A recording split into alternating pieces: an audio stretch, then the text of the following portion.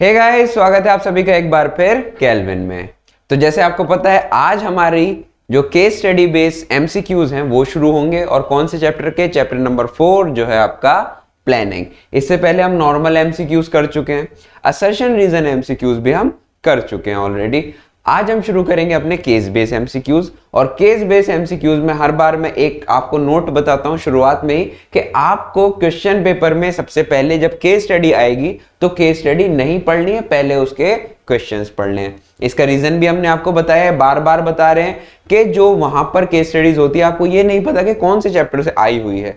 तो अगर आप पढ़ना शुरू करेंगे केस स्टडीज तो आपका दिमाग जो है वो 2-3 चैप्टर्स में घूमेगा। लेकिन जब आप क्वेश्चन पे आएंगे, जैसे कि यहाँ पे प्लानिंग चल रहा है, प्लानिंग में वो आपसे पूछेगा आइडेंटिफाई द स्टेप। प्लानिंग के स्टेप का कोई एक स्टेप कौन सा है, या प्लानिंग प्रोसेस का ये कौन सा स्टेप है, तो आप समझ जाएंगे कि केस स्टडी कहाँ की है। ये केस स्टडी प्लानिंग चैप्टर की है। तो पहले क्वेश्चन पढ़ना, बाद में उसके बाद केस पढ़ना। तो हम क्या करेंगे यहाँ पर, आज जल्दी से शुरू करते हैं विदाउट वेस्टिंग एनी टाइम। जल्दी से फटाफट आ जाइए और पढ़ेंगे अपनी पहली केस स्टडी। चलिए जी, पहली केस स्टडी हमारी क्या कहती है? Shah Limited had been taken over by Maximum Group. Shah Limited जो था, मैक्सिमम ग्रुप ने उसे टेक ओवर कर लिया immediately following India's independence. India के इंडिपेंडेंस के बाद। Since then, it enjoys a rich record of industry presence and experience. In 2005, with the aim to accelerate growth, the company had gone through several rounds of meetings and discussions before launching ERP system to attract large projects. The management had done effective forecast and critical thinking regarding allocation resources to reduce wastage. For this purpose, the company had laid down multiple courses of action to meet the challenges of adverse situation. In 2008, the company suffered loss in many projects due to great recession. Recession मतलब मंदी. Despite taking many cost-cutting measures, the management had taken utmost care regarding possible outcome and timely review of the plans to achieve the set target during that hard time. In 2010, the system implemented successfully, which subsequently helped the company to execute numerous projects with precision and timelessness. Normal सी case study है। एक कंपनी थी, उसको Maximum Group ने take over कर लिया after the independence, और वो बढ़िया चलती रही। बट जब 2008 आया तो 2008 वो समय था जब पूरी दुनिया में मंदी आई थी। एक्चुअल में ये हुआ था। मंदी का मतलब है जब लोगों की जॉब्स जाती हैं, डिफ्लेशन हो जाता है, कहीं पर लोगों की जॉब जाती है, लोगों के पास पैसा नहीं होता अपनी बेसिक नेसेसिटीज को भी पूरा करने के लिए, तो बहुत सारे एम्प्लॉयज को जॉब से निकाल दिया जाता है। तो मंदी का वो समय होता है कि लोग किसी चीज की डिमांड नहीं करते हैं, यानी कि ये जो कैमराज, ये लग्जूरियस आइटम्स की डिमांड बिल्कुल बंद हो जाती है, केवल एसेंशियल आइटम्स की डिमांड रह जाती है। तो उस समय में कुछ परेशानियां हुई। फिर एक समय ऐसा है 2010 में, उन्होंने जो फोरकास्ट करते रहे, प्लानिंग करते रहे, प्लानिंग की हेल्प से उन्होंने क्या किया, फ्यूचर में अपने रिस्क को थोड़ा कम किया, और उसके बाद से उनका जो कंपनी थी वो बढ़ने लगी। ठीक है, यहाँ पे एक बात लिखी हुई है, in 2005 with the aim to accelerate growth the company had gone through several rounds of meeting and discussion before launching ERP system. ERP system जैसे आप एक्सेल चलाते हैं, ये विंडोज है, ये एक तरह का एक सॉफ्टवेयर है। तो ईआरपी अपनी अपनी कंपनीज का अपना अलग अलग ईआरपी होता है, जिसमें वो अपना डेटा वगैरह फीड करते हैं और अपनी कंपनी के रिकॉर्ड्स उसके अंदर रखते हैं। तो इसको लॉन्च करने से पहले इसकी बहुत अच्छी ट्रेनिंग होती है, जैसे कि ये सब लोगों के लिए फ्रेंडली हो जाए, हैंडी हो जाए। तो उस वजह से उन्होंने बहुत क्रिटिकल थिंकिंग करके, और ईआरपी को क्यों लॉन्च किया? ईआरपी जो होता है हमारा पेपर वर्क रिड्यूस कर देता है। आप सब लोग ऑनलाइन चले जाते हैं और एक दूसरे से कनेक्ट हो जाते हैं। ठीक है, चलिए जी, इसके बेस पे कुछ क्वेश्चंस होंगे, नॉर्मल क्वेश्चंस होंगे। क्या कहता है? In 2005 with the aim to accelerate growth, the company had gone through several rounds of meetings and discussion. What is the objective mentioned here according to the process stated here? तो यहां पर क्या कह रहा है कि उसका ऑब्जेक्टिव क्या था?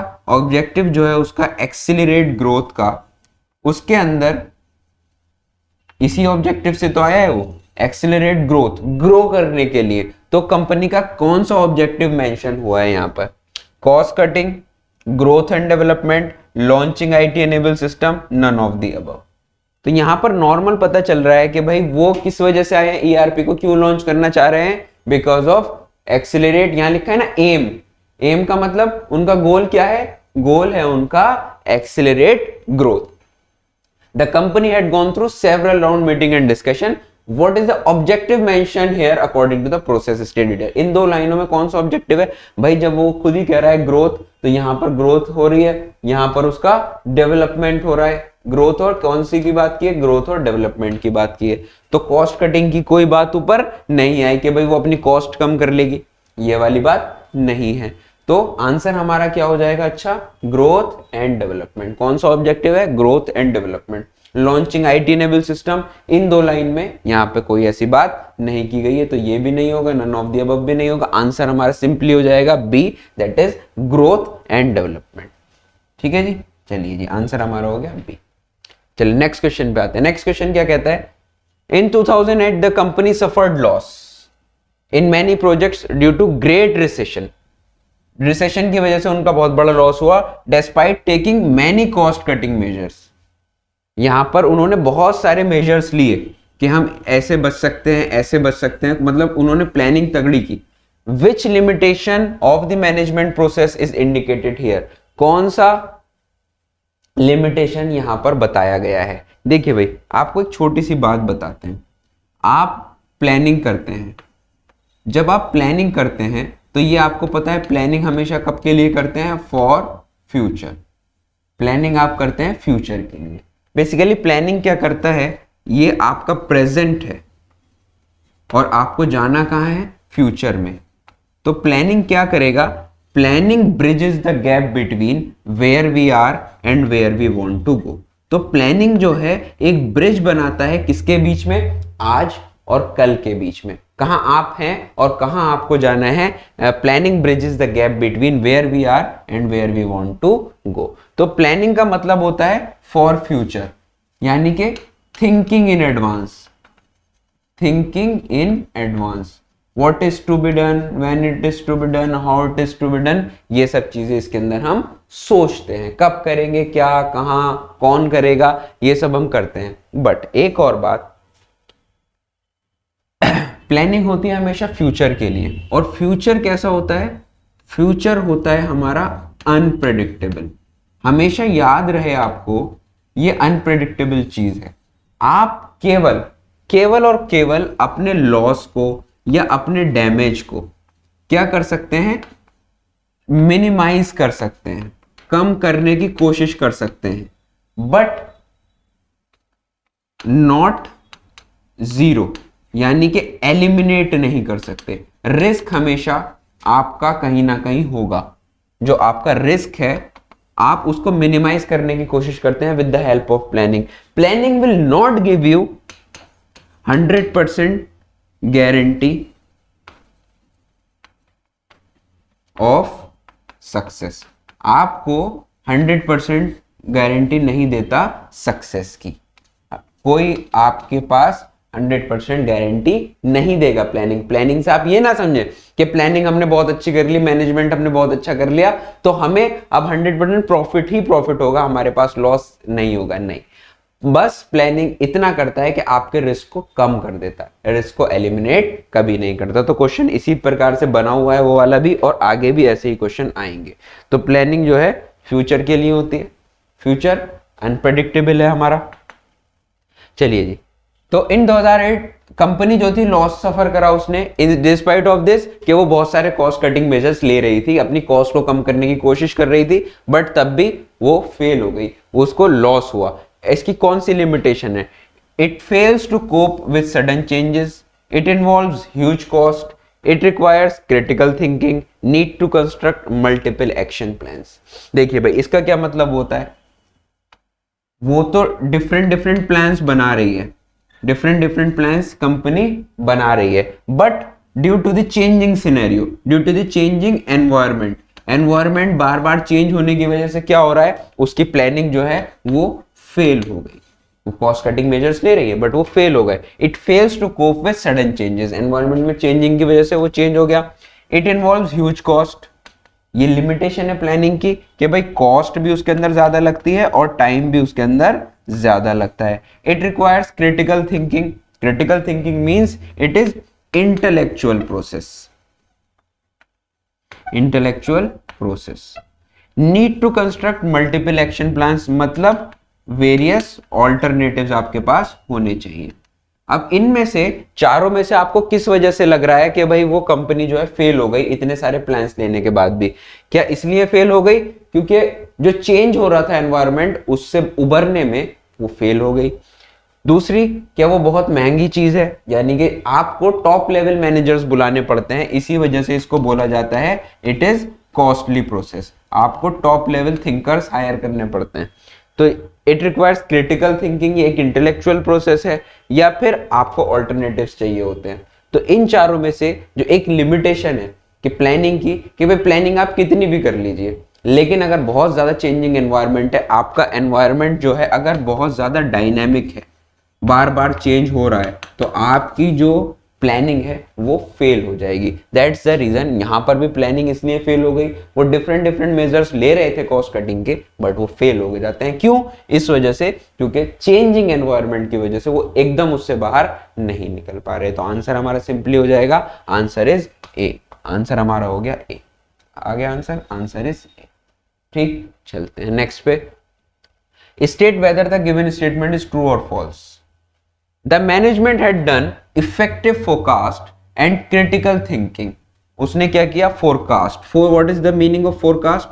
Forecast का मतलब होता है जो आने वाले कल के लिए, आने वाले कल के लिए पहले से सोचना। Forecast means thinking in advance, कह सकते हैं इसको, कहते हैं ना वेदर फोरकास्ट, भविष्यवाणी। Effective forecast and critical thinking regarding allocation of resources to reduce wastage. उन्होंने क्या किया? क्रिटिकल थिंकिंग की फोरकास्ट किया, किस वजह से? To reduce wastage. किस चीज का वेस्टेज? Wastage of resources. तो क्या ये बात सही है? वो बार बार कॉस्ट कटिंग की बात कर रहे हैं, ईआरपी को लॉन्च करने की बात कर रहे हैं, वो किस लिए कर रहे हैं? Because to save the resources, to optimum utilisation of resources. तो क्या ये वाली बात ठीक हो गई? हाँ जी, बिल्कुल साफ सीधी बात है। वो मैनेजमेंट इसलिए कर रहे हैं, पूरा प्लानिंग वगैरह इसलिए कर रहे हैं जिसकी वजह से उनकी जो रिसोर्सेज हैं वो कम से कम यूज हो सके। तो आंसर इसका क्या हो जाएगा? Answer should be true. Answer आ गया हमारा ट्रू। ठीक, चलते हैं नेक्स्ट क्वेश्चन पे। बहुत नॉर्मल से क्वेश्चंस हैं, बहुत ज्यादा हार्ड क्वेश्चंस नहीं है। The management had taken utmost care regarding the possible outcome and timely review of the plans to achieve the set target during that hard time, which is the last step of the process mentioned here. अब ये कौन से process की बात कर रहा है? अरे भाई प्लानिंग की बात कर रहा है, तो प्लानिंग के अंदर प्लानिंग का ही तो प्रोसेस पूछेगा। तो पहले तो ये आपको पता होना चाहिए कि भाई प्लानिंग के प्रोसेस में कितने स्टेप्स होते हैं। चलिए जी, बात करते हैं हम प्लानिंग के प्रोसेस की। बहुत इजीली आपको बहुत कम शब्दों में हम बता देंगे प्लानिंग का प्रोसेस क्या होता है। पहला स्टेप होता है सेटिंग ऑफ ऑब्जेक्टिव्स। पहले आपको डिसाइड करना होता है कि आपको करना क्या है, सेटिंग ऑब्जेक्टिव्स, क्या आपको करना क्या है। दूसरा होता है हमारा डेवलपिंग प्रीमाइसेस, डेवलपिंग प्रीमाइसेस। अभी आप कहेंगे डेवलपिंग प्रीमाइसेस क्या होता है? डेवलपिंग प्रीमाइसेस का मतलब होता है हम कुछ अजम्पशंस एज्यूम कर लेते हैं कि भाई ऐसा अगर हुआ तो, ऐसा अगर नहीं हुआ तो, अगर ऐसे जाएंगे तो क्या होगा, अगर ऐसे जाएंगे तो क्या होगा, ये हमने एज्यूम कर लिया। थर्ड होता है फिर हम डिफरेंट डिफरेंट ऑल्टरनेटिव्स निकालते हैं, आइडेंटिफाइंग ऑल्टरनेटिव्स, आइडेंटिफाइंग ऑल्टरनेटिव्स। और फिर फोर्थ आता है हमारा इवेल्युएटिंग ऑल्टरनेटिव्स, इवेल्युएटिंग ऑल्टरनेटिव्स। चलिए जी, अब आपको एक एग्जाम्पल से समझाते हैं इनका मतलब क्या होता है। सेटिंग ऑब्जेक्टिव्स का मतलब आपको एक ऑब्जेक्टिव सेट करना है। आपने ऑब्जेक्टिव सेट किया कि भाई आपको जाना है शिमला घूमने, ये आपका ऑब्जेक्टिव है, ठीक है। डेवलपिंग प्रीमाइस, अब आपने थोड़ी अजम्पशंस ले ली कि भाई हो सकता है हम शिमला जाएंगे तो वहां पर वेदर कैसा होगा, है ना, वहां के क्या कोई कोविड वगैरह की चेकिंग हो रही होगी, उसका सीन क्या होगा। तो आप इसीलिए पहले से अजम्पशंस ले लेते हैं कि अगर भाई वेदर ठंडा होगा तो हम अपनी जैकेट रख लेते हैं, महंगे गर्म कपड़े रख लेते हैं, अगर कोविड रिपोर्ट की जरूरत पड़ेगी तो हम कोविड रिपोर्ट भी रख लेते हैं, अगर पॉजिटिव आया है, या तो उससे हमें निपटने के लिए क्या क्या चीजें होंगी, वो अजम्पशंस हमने ले ली, ऐसा ऐसा हो सकता है। अब आपने देखा ऑल्टरनेटिव्स कि भाई पहुंचने के ऑल्टरनेटिव्स क्या क्या है। आपने देखा भाई कैब भी है, ट्रेन भी है, हमारी फ्लाइट भी है, ये सब हमने देख लिया कि भाई हम इन चीजों से जा सकते हैं। फिर आपने इवेल्युएट किया ऑल्टरनेटिव कि भाई कितने ऑल्टरनेटिव में कितने टाइम, कितना कॉस्ट हमारी खर्च हो रही है। तो this is called evaluation of alternatives. फिर हमारे पास फिफ्थ पॉइंट आता है, अब ऐसा तो नहीं है कि मैं फ्लाइट में भी बैठ जाऊं और ट्रेन में भी बैठ जाऊं एक ही टाइम पर, एक टाइम पर एक ही चीज तो यूज होगी। तो अब मुझे ये बहुत सारे ऑल्टरनेटिव में से क्या करना है, जो मुझे सबसे बेस्ट लगेगा, सिलेक्टिंग बेस्ट ऑल्टरनेटिव। आपने एक बेस्ट ऑल्टरनेटिव को सिलेक्ट कर लेना है। सिक्स्थ हमारा क्या होता है, जब आपने एक ऑल्टरनेटिव सिलेक्ट कर लिया, अब आपको अपना प्लान को इंप्लीमेंट कर देना है। Implementing the plan, implementing the plan. और लास्ट हमारा होता है that is follow up action. Follow up action. आपने क्या किया, अपने प्लान को, एक ऑल्टरनेटिव मान लो मैंने फ्लाइट मुझे सिलेक्ट करी, फ्लाइट मैंने यहाँ सिलेक्ट करी और फिर मैंने यहाँ पर उसको बुक कर दिया, तो ये मेरा इंप्लीमेंटेशन ऑफ प्लान हो गया। फिर लास्ट होता है फॉलो अप एक्शन। अब जाके उसका फीडबैक मुझे पता चलेगा कि भाई कैसा है। जो फॉलो अप मैं लूंगा कि भाई मेरी जो फ्लाइट है वो ठीक से है या नहीं है, मेरा सिलेक्शन ठीक था या नहीं था, उसके बाद होता है मेरा फॉलो अप एक्शन। तो सबसे पहले आपको एक ऑब्जेक्टिव डिसाइड करना होता है, सेटिंग ऑफ ऑब्जेक्टिव। फिर उसके बाद आता है डेवलपिंग प्रीमाइस। फिर उसके बाद आइडेंटिफाइंग डिफरेंट ऑल्टरनेटिव्स। फिर उनको इवेल्युएट करेंगे कि भाई कितना पैसा और कितना समय लगेगा। फिर आते हैं हम उस पर सिलेक्टिंग बेस्ट ऑल्टरनेटिव, एक आप चूज कर लीजिए। फिर उसके बाद अपने इंप्लीमेंट कर दीजिए प्लान को, और लास्ट में that is follow up action. अब हमने 7 आपको पॉइंट बता दिए। वो आपसे पहला पूछे आप तब भी बता सकते हो, 7वां पूछे आप तब भी बता सकते हो, दूसरा पूछे तब भी बता सकते हो, सेकंड लास्ट पूछे तब भी बता सकते हो। ये आपके ऊपर है, आपसे वो कौन सा पूछता है। तो यहाँ पर कौन सा पूछ रहा है, वो कह रहा है भाई कि लास्ट स्टेप हमें बताइए कि कौन सा मेंशन्ड होता है। तो लास्ट स्टेप आपको पता है, लास्ट स्टेप हमने आपको बताया था follow up action. Last step follow up action था, तो यहाँ पे होगा कहीं ना कहीं फॉलो अप। तो ये रहा हमारा फॉलो अप एक्शन। आंसर हमारा हो जाएगा सी। अभी इंप्लीमेंटेशन ऑफ प्लान कौन सा था, इंप्लीमेंटेशन ऑफ प्लान हमारा 6th स्टेप था। टाइमली एग्जीक्यूशन ऑफ प्रोजेक्ट्स, ये तो हमारा कोई होता ही नहीं है। To prepare alternative course of action, तो डिफरेंट ऑल्टरनेटिव जहां पे आए थे, तो ये हमारा 3rd स्टेप था। ये लास्ट स्टेप 7th जो था वो ये था, ये हमारा लास्ट स्टेप था। आंसर इज सिंपल सी। ठीक, चलिए जी सेकंड केस स्टडी पे आते हैं। सेकंड केस स्टडी हमारी क्या कहती है, in 2015 Naveen left his luxurious life in Mumbai where he worked as a manager for Bluebirds Limited. He shifted to Begumpur, Chhattisgarh to fulfill his grandmother's dream of converting their 25-acre ancestral land into fertile farm. क्या हुआ, 2015 में नवीन ने, एक आदमी था, उसने अपनी job छोड़ दी बॉम्बे के अंदर। वो एक मैनेजर था। क्यों? क्योंकि वो शिफ्ट हो गया कहां पर, बेगमपुर छत्तीसगढ़ में। किस वजह से? क्योंकि वो अपनी ग्रैंड मदर की एक ड्रीम को फुलफिल करना चाहता था, जो चाहती थी converting the 25 acre ancestral land into a fertile farm. एक एंसेस्ट्रल, उसकी पूर्वजों की जमीन थी 25 एकड़ की, उसको एक वो फर्टाइल फार्म में बदलना चाहती थी, यानी कि वहां पे अच्छी खेती का फार्म बनाना चाहती थी। For this he set out specific goal along with the activities to be performed to achieve the goals. उसने क्या किया, इसके लिए उसने स्पेसिफिक गोल्स बनाए, यानी कि अपने ऑब्जेक्टिव्स गोल्स बनाए, along with activities to be perform to achieve the goal. कि भाई मुझे फार्म को 25 एकड़ को फर्टाइल लैंड बनाना है, उसके लिए मैंने अपने कुछ गोल्स बनाए हैं और क्या क्या एक्टिविटीज फॉलो करूंगा कि मैं अपना जो गोल है उसको अचीव कर सकूं। Every activity was challenge since he was clueless about the farming. Her activity उसके लिए चैलेंज थी। क्यों? क्योंकि वो तो एक मैनेजर था बॉम्बे में और उसको फार्मिंग बिल्कुल भी नहीं आती थी। He learned every activity from filling the land to sowing the seeds. उसने सब चीजें सीखी खेती बाड़ी के बारे में कि भाई लैंड को डंपिंग कैसे की जाए, वहां पर भराव कैसे डाला जाए, उसके अंदर गेहूं कैसे बोया जाए, उसने सब कुछ सीख लिया. To aid farmers, he launched his own company, Innovative Agriculture Solutions Private Limited. उसने अपनी एरिया के किसानों की हेल्प करने के लिए एक कंपनी भी खोली जिसका नाम था innovative agriculture solutions. But when everything was discussed in detail, it was difficult initially as no one trusted. शुरुआत में no one trusted and urban youth telling farmers about the farming. यानी कि शुरुआत में जब उसने लोगों को बताना शुरू किया तो उसके ऊपर लोग विश्वास नहीं कर रहे थे. क्यों? क्योंकि वो कह रहे थे तो शहर का बंदा है. अर्बन यूथ एक शहर का नौजवान आदमी है और हमें, जो हम पहले से किसान और गांव में रहते हैं, ये हमें फार्मिंग के बारे में बताएगा.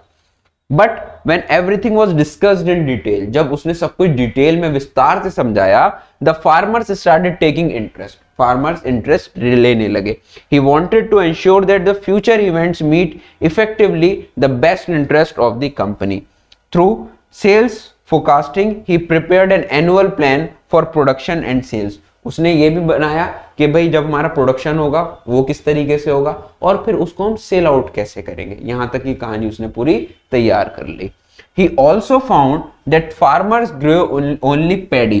अब ये पैडी क्या होता है भाई? पैडी जो होता है बेसिकली आप ऐसा समझ लें, जो हम चावल उगाते हैं ना, उसको बोला जाता है पैडी. पैडी इसलिए बोला जाता है, ये ऐसी फसल होती है जो पानी में उगती है. आपको खेत में काफी सारा पानी रखना पड़ता है शुरुआत में, फिर उसके अंदर धान बोया जाता है और फिर धान को पीट करके उसके अंदर से चावल निकाले जाते हैं, तो इसको पैडी बोलते हैं. कि भाई फार्मर जो थे वो सिर्फ और सिर्फ क्या उगाते थे? पैडी उगाते थे. और पैडी का एक मौसम होता है कि भाई वो जो है 3 से 4 महीने में उग जाती है. Which was an activity of 3 to 4 month. अब देखो यहाँ पे यही वाली बात हुई. तो राइस को केवल और केवल कितने महीने चाहिए होते हैं? 3 से 4 मंथ. अब एक साल में 12 महीने होते हैं. अब बार बार तो गेहूं उगाएंगे नहीं, समय आता है उसमें गेहूं उगता है और वो कट के, और उनकी जो लैंड है फिर वो आइडल खाली पड़ी रहती है.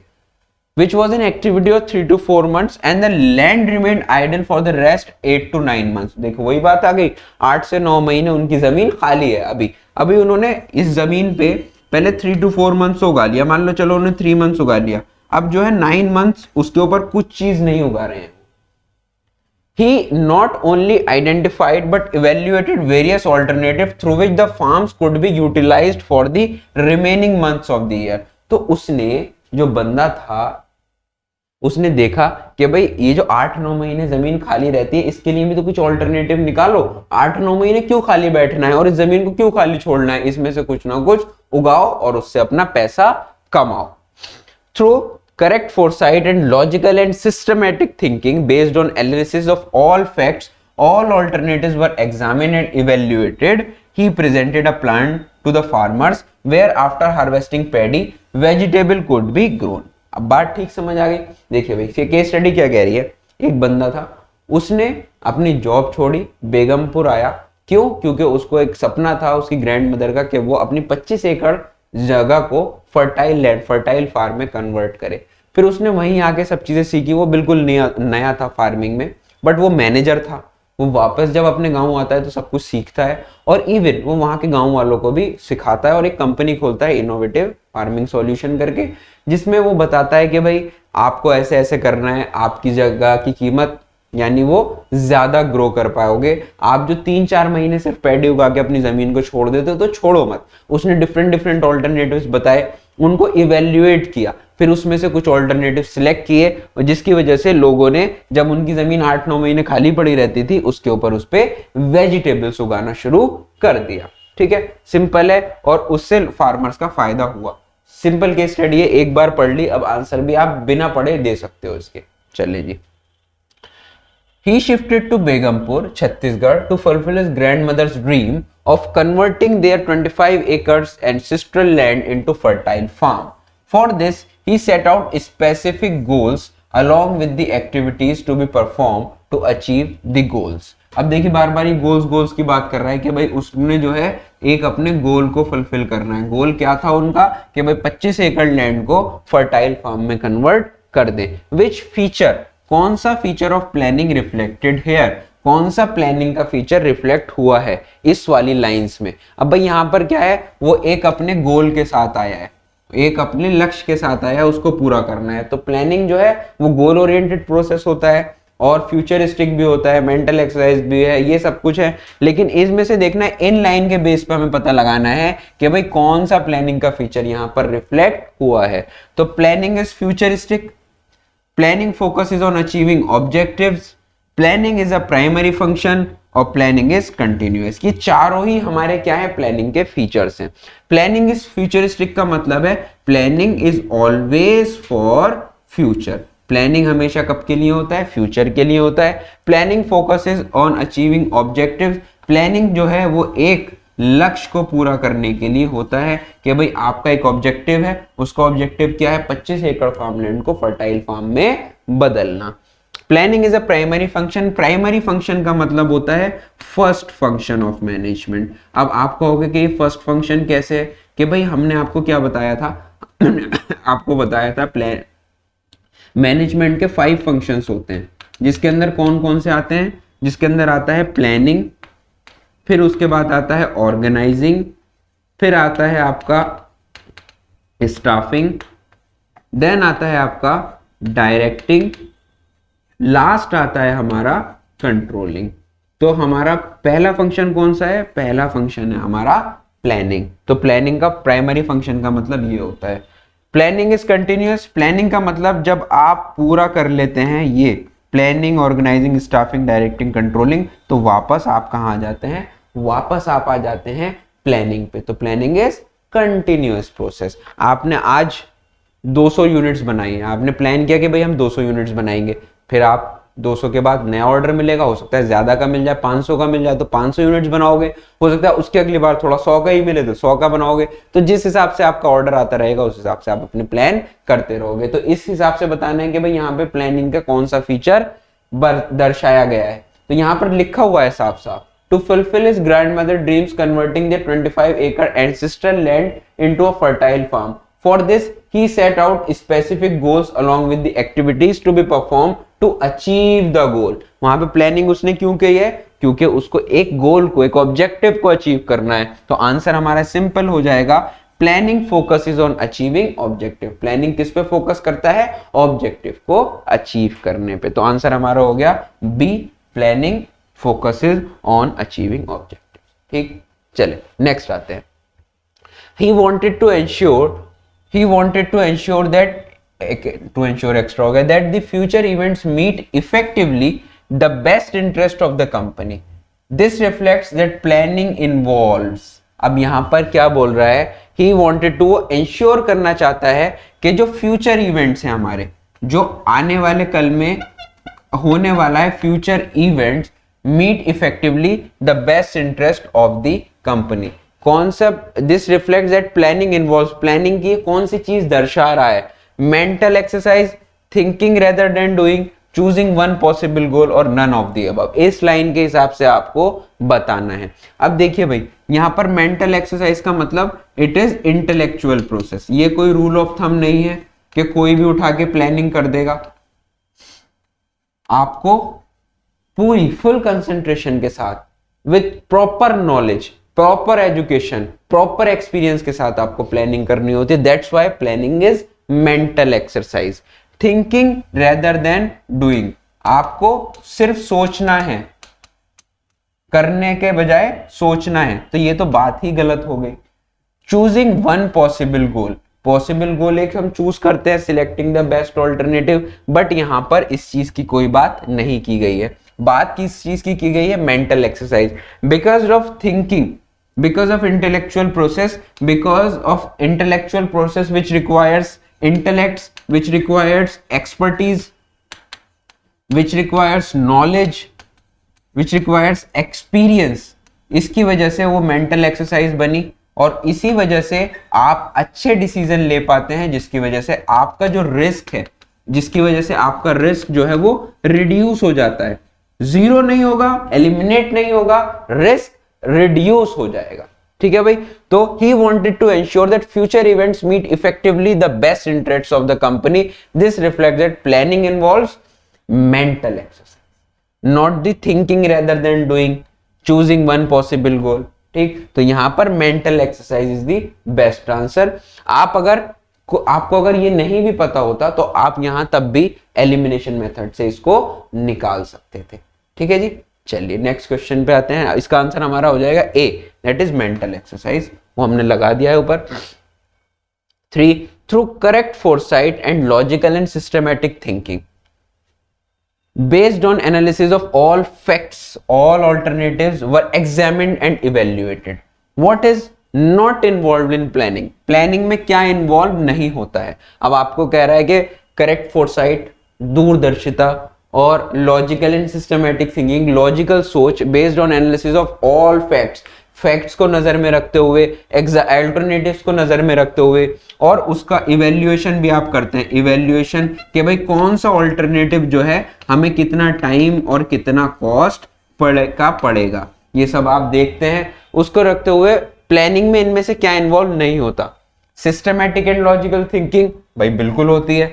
Intelligence, imagination and sound judgement, अब intelligent imagination and sound judgement, आपको बहुत सारे ऑल्टरनेटिव्स में से एक बेस्ट ऑल्टरनेटिव सिलेक्ट करना होता है, तो भाई प्लानिंग में ये भी चीज होती है, ये भी होता है, ये भी होता है। गैस वर्क और wishful thinking,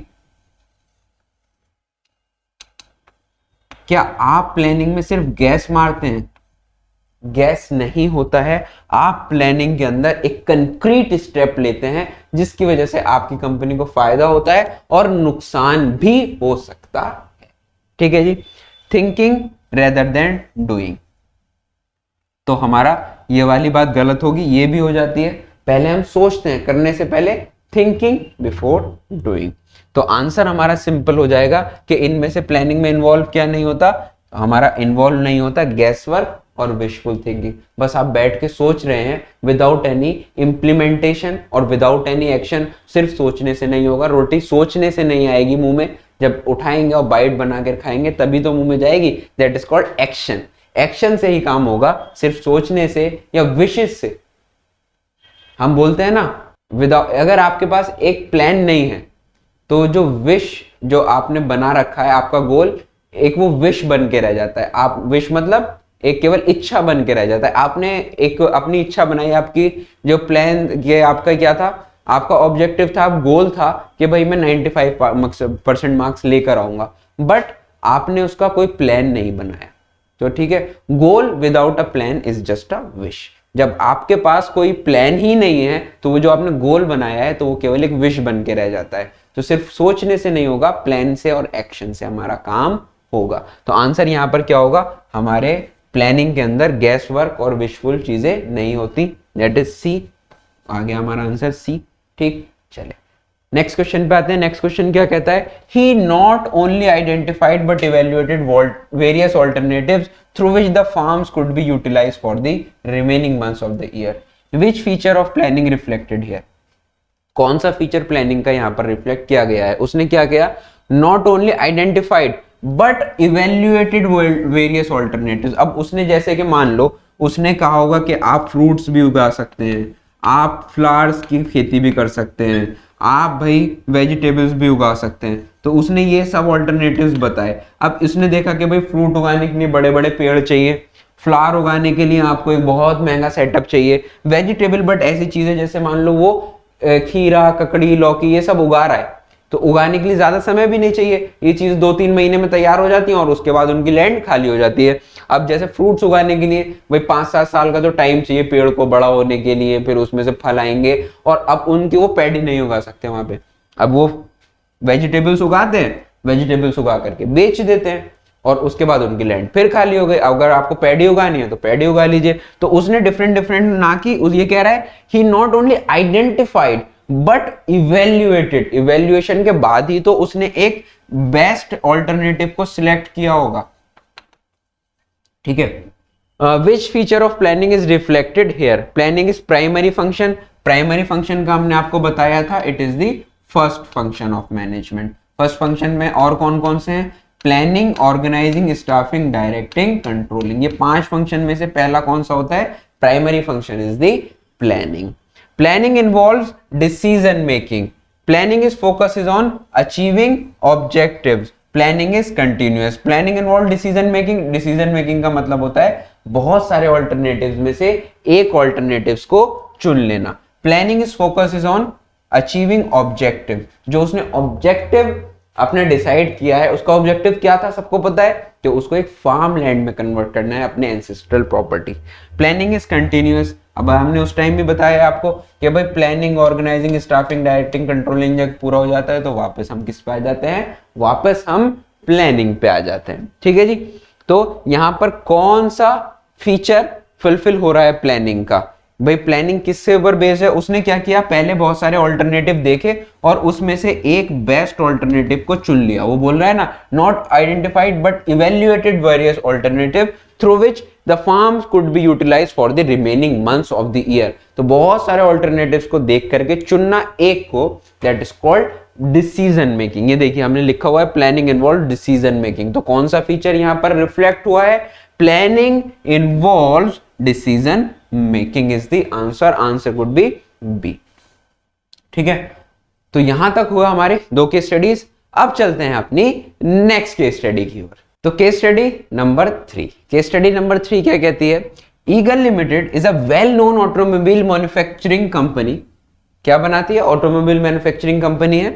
in India the company plans to increase the sale of its sedan cars. कौन सी कार? सेडान कार्स की वो अपनी सेल बढ़ाना चाह रही है. कितने परसेंट से? 20% इन दी नेक्स्ट क्वार्टर. अगले तिमाही में वो बढ़ाना चाह रही है अपने 20% की सेल को. In order to achieve the desired target the marketing team of the company considers the impact of policy of the government towards the diesel vehicles and the level of competition in this segment of the cars. वो बढ़ा जब रही है तो पूरी तरह से ध्यान में रखे हुए कि भाई गवर्नमेंट की पॉलिसीज क्या है रिगार्डिंग दी डीजल व्हीकल्स, और कॉम्पिटिटर्स की पॉलिसी को भी ध्यान में रखते हुए वो प्लान कर रही है किस चीज का? 20% इंक्रीमेंट ऑफ सेल का अगले क्वार्टर से. ठीक है. They explore the various available options like offering more discount to dealers, ज्यादा डीलर्स को ज्यादा मोटे मोटे discounts, and customers providing more customer friendly finance option, lucky draws on test drives, increasing advertising, offering more free accessories on the purchase of the car वगैरह वगैरह. यानी कि उसने पूरा अपना मन बनाया है 20% बढ़ाने का सेल को, तो उसकी वजह से वो डीलर्स को बड़े ऑफर्स दे रही है और कस्टमर्स को लकी ड्रॉज, सिंपल फाइनेंस, आसानी से उनको लोन अवेलेबल कराना, इस तरह के बहुत सारे वो पॉलिसीज दे रही है. A thorough analysis of the various available options is done keeping in view the relative viability of each option. यहाँ पर relative viability का मतलब हर चीज के pros and cons होते हैं.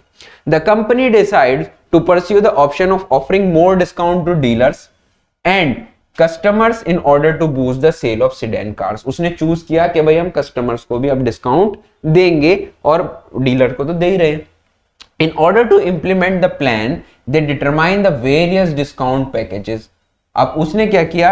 Various discount packages, यानी कि various alternatives थे उसके पास, उसने उनको और उसको चेक करना शुरू किया various discount packages को, and communicate the same to their product dealers to make prospective consumers aware about the new available benefits. Advertisements are made through various sources of print and electronic media. अब उसने जो discount दिया था, जो various discount उसने packages दिए थे, तो उसने अब लोगों तक पहुंचाने शुरू किए वो कि हमारे पास ये डिस्काउंट है, ये डिस्काउंट है, ये डिस्काउंट है. तो उसने उस चीज का एडवर्टीजमेंट शुरू कर दिया कि हम कितना कितना डिस्काउंट दे रहे हैं. The market analysts of the company keep a close watch on the revenue from sedan cars to study the effect of new initiative by the company to promote it sales. जो उसका market analyst था उसने close watch रखी हुई है कि भाई जो हमारी सेडान कार से कितनी सेल्स बढ़ रही है, कितना रेवेन्यू जनरेट हो रहा है. सिंपल केस है कि भाई उसने डिफरेंट ऑल्टरनेटिव्स देखे कि मैं अपना जो सेल है वो किस तरीके से बढ़ा सकता हूं. उसने देखा कि मैं डिस्काउंट के जरिए लोगों को ज्यादा अट्रैक्ट कर सकता हूं. अब डिस्काउंट भी एक नहीं था, बहुत सारे डिस्काउंट में से कुछ एक डिस्काउंट उसने सिलेक्ट किए. तो ये केस है हमारा selecting the alternatives, identifying the alternatives, evaluating the alternatives, implementing the plan. ये हमारा वो केस है. ठीक, चलिए चलते हैं अपने केस स्टडी के ऊपर। अब हमने प्रोसेस पूरा पढ़ लिया था, इसलिए अभी हमें आसान लग रहा है। Eagle Limited is a well-known automobile manufacturing company in India. The company plans to increase the sale of sedan cars by 20% in the next quarter. Which step of one of the function of management described here? देखिए कितनी घुमा के line बोली है उसने। Which step of one of the function of management, पहले तो आपको ये पता लगाना होगा कि ये कौन से फंक्शन ऑफ मैनेजमेंट की बात कर रहा है। केस स्टडी जब आपने पढ़ी, आपने देखा, या फिर ये जो स्टेप्स आपने देखे, ये कौन सा स्टेप है, फंक्शन ऑफ मैनेजमेंट कौन सा है, ये हमारा फंक्शन ऑफ मैनेजमेंट है प्लानिंग। तो सिंपल पूछना चाह रहा है कि भाई वो चाह रहे हैं 20% का इजाफा, 20% का इंक्रीमेंट अपनी सेल में, उनको ऑब्जेक्टिव क्या है, 20% बढ़ाना।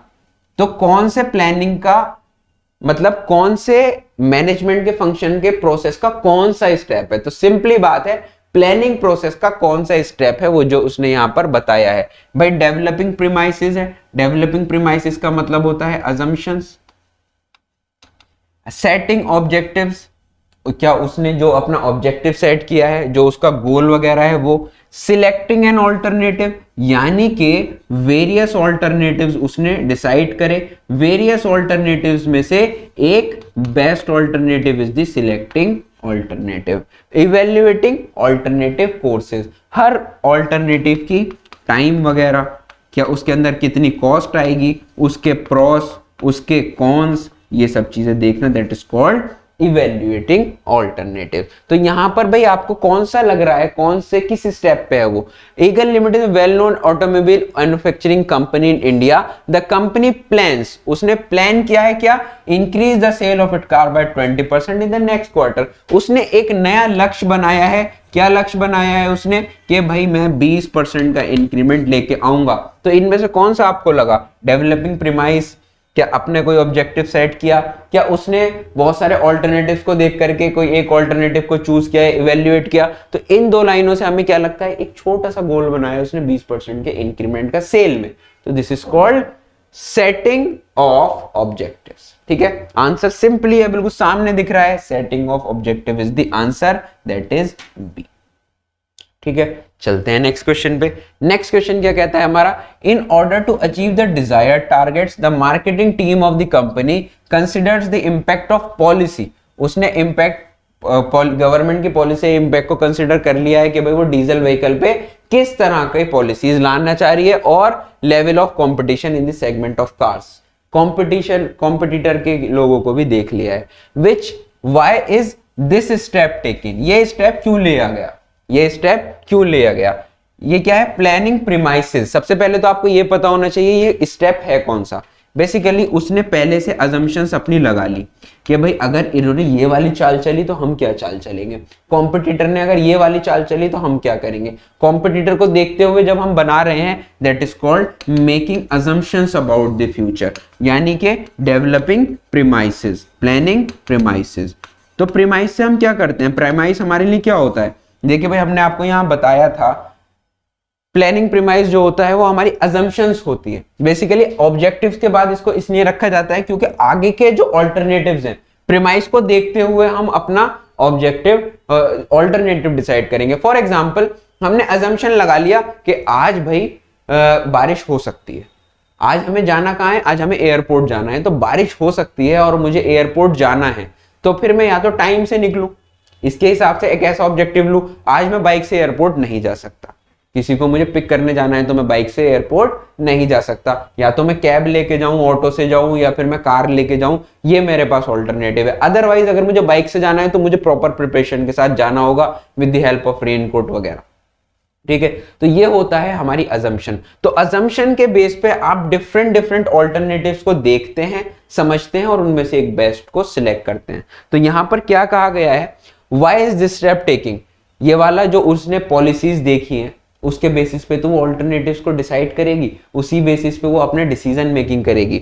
तो planning premise makes organising easier, planning premise motivates the employees, planning premise supply base material for the plans, planning premise makes planning successful. अब देखिए भाई, प्लानिंग सक्सेसफुल हो ना हो वो तो अलग बात है, लेकिन ये देखते हैं कि प्लानिंग प्रीमाइस इन सब में काम करता है। बट यहां पर क्या कहा गया है कि ये वाला क्यों किया गया, गवर्नमेंट की पॉलिसीज को देखते हुए अजम्पशंस क्यों बनाए। हमने क्या बताया आपको, अजम्पशंस हम इसलिए लेते हैं यानी कि हम अपने डिफरेंट ऑल्टरनेटिव्स में से एक अच्छा ऑल्टरनेटिव सिलेक्ट कर सकें, और अजम्पशन के बेस पे ही हम ऑल्टरनेटिव को सिलेक्ट करते हैं कि भाई आज बारिश है तो आज हम अपनी बाइक नहीं निकालेंगे, आज मौसम बहुत अच्छा है तो आज हम अपनी बाइक निकाल सकते हैं। तो अजम्पशन के बेस पे ही तो हम काम कर रहे हैं। तो अजम्पशन जो होता है आपको एक बेस प्रोवाइड करता है एक परफेक्ट प्लानिंग की। तो यहां पे आंसर हो जाएगा planning premise makes organising easier, planning premise motivates the employees, planning premise supply base material for plans.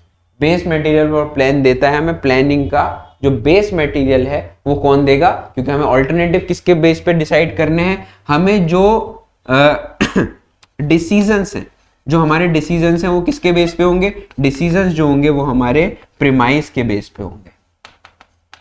ठीक है, प्रीमाइस के बेस पे हमारे डिसीजंस होंगे। तो आंसर हमारा सिंपल हो जाएगा, answer is C, planning premise supply base material for plans. ठीक है, तो आंसर हमारा हो गया, आंसर इज सी। चलिए जी नेक्स्ट क्वेश्चन पे आते हैं। They explore the various available options like offering more discount to dealers and customers, providing more customer friendly finance options, lucky draws on test drive, increasing advertising, offering more of free accessories on the purchase of the car. Which step is being taken here? कौन सा step लिया गया है यहाँ पर? Developing premise, setting objective, selecting an alternative, identifying and alternative courses. कि भाई देखो, सबसे पहले they explore the various available options. Explore various available option का मतलब होता है हमारे 3 स्टेप होते हैं। सबसे पहले आइडेंटिफाई ऑल्टरनेटिव्स, फिर उसके बाद इवेल्युएटिंग ऑल्टरनेटिव्स, देन उसके बाद selecting the alternative, select best alternative. ये 3 ऑप्शन होते हैं यहाँ पर। तो उसने क्या किया, एक्सप्लोर वेरियस अवेलेबल ऑप्शंस, बहुत सारे ऑप्शंस को उसने देखा। तो डेवलपिंग प्रीमाइस है, सेटिंग ऑब्जेक्टिव है। देखिए भाई, सेटिंग ऑब्जेक्टिव तो उसका पहला वाला है, जब उसने क्या किया 20% सेल बढ़ाने की बात की है। डेवलपिंग प्रीमाइस कब बना, जब उसने गवर्नमेंट की पॉलिसीज को देखा। ये है हमारा selecting an alternative. Selecting an alternative तब बना जब उसने एक डिस्काउंट वाली पॉलिसी को फाइनल कर दिया, तो ये डिस्काउंट वाली पॉलिसी हो गई। और आइडेंटिफाइंग ऑल्टरनेटिव कोर्सेज का मतलब जब उसने इन सारों को देखना, पढ़ना, परखना शुरू किया, तो आइडेंटिफाइंग और इवेल्युएटिंग यहां पे आ जाएगा। बेसिकली ये डी जो है ये आइडेंटिफाइंग है, अगर यहाँ पे इवेल्युएटिंग होता तो आप उसको भी ले लेते। तो आंसर हमारा सिंपली हो जाएगा डी, कि यहाँ पे उसने एक्सप्लोर किया है डिफरेंट ऑप्शंस। तो which step is being taken here, this is third step, that is identifying various alternatives. It means exploring the available options. ठीक है, तो आंसर हमारा simple D, that is identifying alternative courses। आ गया हमारा answer. चलें जी नेक्स्ट क्वेश्चन पे। नेक्स्ट क्वेश्चन क्या कहता है, the market analyst of the company keep a close watch on the revenue from the sedan cars to study the effect of new initiatives by the company to promote its sales. This step is important because अब उसने क्या था, उनका एक गोल था, उनका एक objective था कि भाई वो 20% सेल्स को इंक्रीज कर ले, ये उनका ऑब्जेक्टिव है। ठीक है जी, अब ये इनका ऑब्जेक्टिव है और उसने एक मार्केट एनालिस्ट रखा है कि भाई देखिए ये हमारा इनिशिएटिव है कि 20% सेल हमारी बढ़ जाए। तो ये आपको देखने के लिए आपने एक मार्केट एनालिस्ट रखा। मार्केट एनालिस्ट रखने के बाद में आप देख रहे हैं लगातार उसके ऊपर वॉच, क्लोज वॉच रख रहे हैं कि भाई कितना हमारा प्रॉफिट, कितना रेवेन्यू, कितनी सेल्स हमारी बढ़ रही है। तो ये इंपॉर्टेंट क्यों है, ये वाला स्टेप इंपॉर्टेंट क्यों है, ये इंपॉर्टेंट स्टेप है, ये आपका ऑब्जेक्टिव है, ये आपका गोल है। अगर ये कहीं ना कहीं पूरा नहीं होगा, हमने 20% के इंक्रीमेंट तो रख लिया, अब उससे नुकसान होने लग रहा है हमारा, हमें परेशानी हो रही है, तो इसका मतलब हमारा ऑब्जेक्टिव गलत दिशा में जा रहा है या हमने गलत ऑब्जेक्टिव डिसाइड कर लिया है। तो समय समय पे, अब भाई देखो एकदम 12 महीने बाद मैं जाकर खबर लूंगा कंपनी की, तो फिर अच्छा नहीं है। अगर मैं एक ऐसी साइकिल बना लूं कि भाई मैं 1 महीने में एक बार अपनी कंपनी को चेक करता रहूंगा, अपने ऑब्जेक्टिव को पूरा कर देखता रहूंगा कि हो रहा है या नहीं हो रहा, तो मुझे उसका इलाज करना आसान है। अब मुझे 6 महीने बाद जाके पता चल रहा है कि ऑब्जेक्टिव तो हमारा फुलफिल हो ही नहीं रहा, वो तो हम बहुत पीछे रह गए, तो वहां पे बड़ा नुकसान हो जाएगा। तो हम समय समय पर इसलिए चेक करते रहते हैं कोई भी चीज को कि भाई हमारा जो ऑब्जेक्टिव है वो उसे ठीक से फुलफिल हुआ या नहीं हुआ, या हो रहा है तो तेजी से हो रहा है या हल्के हो रहा है, इसको हमें पूरा करना होता है। तो यहाँ पे this step is important because market analyst वाला स्टेप इंपॉर्टेंट क्यों है? It ensures that objectives are achieved, वो एंश्योर करता है कि आपका ऑब्जेक्टिव जो है वो अचीव हो रहा है।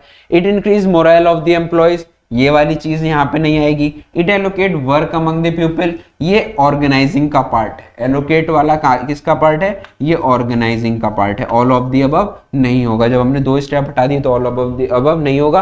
आंसर सिंपली हमारा हो जाएगा ए, it ensures that objectives are achieve, आपके ऑब्जेक्टिव अचीव हो रहे हैं। प्लानिंग ये जो है हमारा लास्ट ऑब्जेक्टिव हमें ये बताता है, that is answer A, that is it ensures that objectives are achieve. Answer हो गया हमारा ए।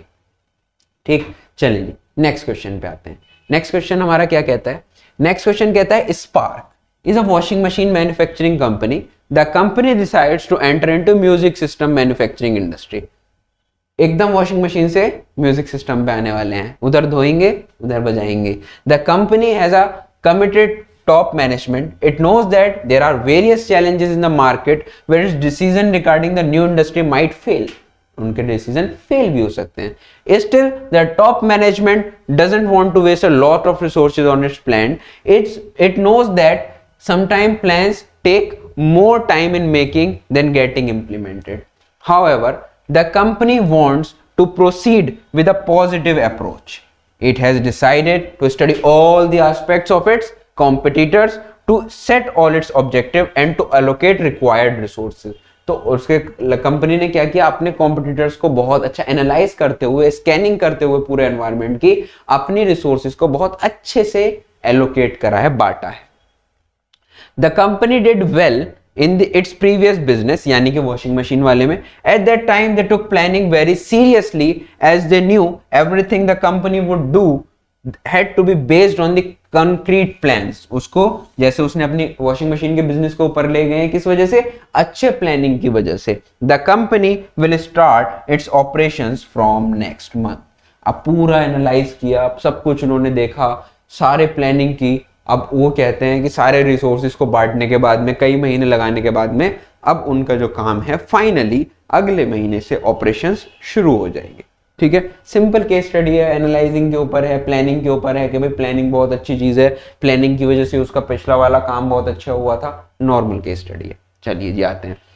विच of the statement is false regarding the function of management discuss above?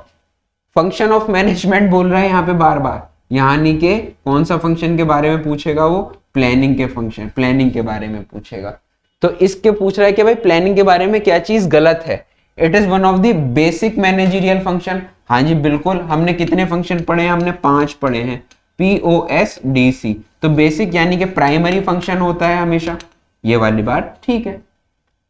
It is closely connected with creativity and innovation, ये बात भी ठीक है। It is intellectual process, it requires lot of expertise, lot of experience, lot of knowledge. तो इसको innovative और creativity बोला जाता है, और it is always done mostly by the top managers, जो हमारे टॉप मैनेजर्स होते हैं। इट गारंटी सक्सेस, ओहो ये वाली बात तो हमने आपको पहले ही बताई थी। चलिए हम आपको दिखाते थे, हमने शुरुआत में आपसे बोला था कि ऐसे होता है। जो प्लानिंग होता है वो आपके रिस्क को मिनिमाइज करता है, जीरो कभी भी नहीं करता। यानी कि planning is not the 100% guarantee of success. Planning कभी भी आपको 100% गारंटी नहीं देता किस चीज की? सक्सेस की। तो इट गारंटी सक्सेस नहीं, गारंटी आपकी सक्सेस नहीं देता है। तो यही चीज हमारी फॉल्स है। It is done for given time span, हाँ जी आपको पता है कि भाई आपको एक ऑर्डर 20 दिन में, 30 दिन में, 50 दिन में पूरा करना है, तो प्लानिंग हम उसी के हिसाब से करेंगे कि भाई अपना काम 20 दिन में पूरा निमट जाए। तो ये भी ठीक हो जाएगी बात। फॉल्स क्या हो गया? It guarantee success, 100% guarantee success की नहीं देता है प्लानिंग। तो आंसर हमारा हो जाएगा सी। आंसर हो गया हमारा C। ठीक, चलिए नेक्स्ट क्वेश्चन की ओर। Which limitation of planning have been highlighted in the above case? कौन सी लिमिटेशन प्लानिंग की जो आपने केस स्टडी पढ़ी है उसके अंदर हाईलाइट की गई है? Planning reduce creativity, planning is time consuming, planning may not work in dynamic environment, planning involves huge cost. भाई देखिए वैसे तो ये सारी ही लिमिटेशन है। प्लानिंग रिड्यूस क्रिएटिविटी, अब आप कहोगे सर आप पिछले वाले तो क्वेश्चन में कह रहे थे ये क्रिएटिविटी जनरेट करता है और इनोवेटिव थिंकिंग आइडियाज। देखिए भाई प्लानिंग रिड्यूसेस क्रिएटिविटी का मतलब है बेशक ये टॉप लेवल की क्रिएटिविटी तो बढ़ाता है, बट फिर जो पूरी फर्म है आपकी पूरी कंपनी जो है वो फॉलो किसको करती है? वो फॉलो करती है प्लान को, जो कि किसके द्वारा बनाया गया होता है? जो कि बनाया गया होता है टॉप मैनेजमेंट के। फिर आप उसको चेंज नहीं कर सकते, आप सबने उसी पे काम करना है। तो इसीलिए बोला जाता है प्लानिंग रिड्यूसेस क्रिएटिविटी। बट यहां पर अभी ये नहीं बोला कि मिडिल और लोअर, आपके टॉप लेवल की तो बढ़ाएगा। जो डिसीजन मेकिंग प्लानिंग का काम है वो टॉप लेवल का है, इस वजह से बोला जाता है कि ये जो है निचले स्तर के जो मैनेजर्स होते हैं उनकी क्रिएटिविटी को कम कर देता है। प्लानिंग इज टाइम कंज्यूमिंग, हाँ जी प्लानिंग टाइम कंज्यूमिंग भी है, प्लानिंग के अंदर ह्यूज कॉस्ट भी आती है। देखिए ये एक दो दिन का काम नहीं है, ये एक लंबा प्रोसेस है, प्लानिंग का जो है एक लंबा प्रोसेस है। ह्यूज कॉस्ट इसलिए आती है इसके अंदर क्योंकि इसके लिए आप एक्सपर्ट्स बुलाते हैं, जिनको हम बोलते हैं वो थिंक टैंक्स होते हैं। तो ये सब हमारा होता है। और planning may not work in dynamic environment, बिल्कुल अगर आपका एनवायरनमेंट बहुत ज्यादा चेंजिंग है, बार बार बदल रहा है, तो तब आपका काम नहीं हो पाएगा, आपके प्लान फेल होते रहेंगे। ठीक है, तो इनमें से कौन सा केस में कौन सी बात की गई है? देखिए भाई आपने पढ़ा कि वो प्लान कर रहे हैं, फिर कॉम्पिटिटर्स को देखते हुए बांट रहे हैं, ये तो सब चीजें ठीक है। फिर काम उनका तब भी कब से शुरू हो रहा है? नेक्स्ट मंथ से शुरू हो रहा है। तो यहाँ पर हमारा वैसे तो ज्यादातर ही है, लेकिन बेस्ट जो लिमिटेशन उसके अंदर आती है, बेस्ट लिमिटेशन है planning is time consuming. Planning is time consuming, ये हमारी लिमिटेशन हाईलाइट की गई है हमारे केस में। देखिए भाई ह्यूज कॉस्ट वगैरह की अभी उसके अंदर बात नहीं की गई थी, एनवायरमेंट चेंजेस की बात नहीं की गई थी, क्रिएटिविटी की बात नहीं की गई थी। तो फिलहाल हमारी क्या हो जाएगी? टाइम कंज्यूमिंग, क्योंकि अभी वो काम ही कब से शुरू करेंगे? काम वो अपने नेक्स्ट मंथ से शुरू करने वाले हैं। ठीक है, चलिए जी नेक्स्ट क्वेश्चन पे आते हैं। नेक्स्ट क्वेश्चन हमारा क्या कहता है? Which feature of planning is highlighted above? कौन सा प्लानिंग का फीचर हाईलाइट किया गया है केस में? It focuses on achieving objectives, it is futuristic, it is primary function of management, it is mental exercise. अब देखिए उनका जो काम है, उनका जो वर्क है वो अभी शुरू नहीं हुआ है, बट वो ऑलरेडी प्लान कर रहे हैं। उनका काम शुरू होगा 1 महीने बाद और ऑपरेशंस उनके शुरू होने हैं, बट वो प्लान क्या कर रहे हैं? वो प्लान अभी से ही कर रहे हैं। तो हमारे जो फंक्शंस होते हैं planning, organising, staffing, directing, controlling, तो प्लानिंग जो होता है हमारा ये आपका प्राइमरी फंक्शन है, यानी कि सबसे फर्स्ट फंक्शन ऑफ मैनेजमेंट है। ठीक, तो यहाँ पे क्या गया? कौन सा फीचर प्लानिंग का हाईलाइट किया गया है कि भाई प्लानिंग जो है वो प्राइमरी फंक्शन है, जिसकी वजह से और सारे फंक्शंस पॉसिबल हो पाते हैं। जो ऐसा फंक्शन है काम शुरू करने से पहले आपको करना पड़ता है। तो planning it focuses on achieving objective, अभी कोई ऑब्जेक्टिव नहीं है उनका।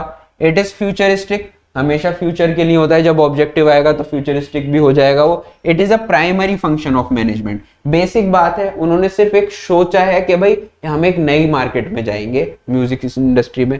इट इज मेंटल एक्सरसाइज, तो आंसर हमारा सिंपली सबसे अच्छा हो जाएगा, that is C, it is primary function of management. Answer भी देख लीजिए सी ही आया है। ठीक, चलिए तो यहां तक हमने बहुत सारी केस स्टडीज कर ली।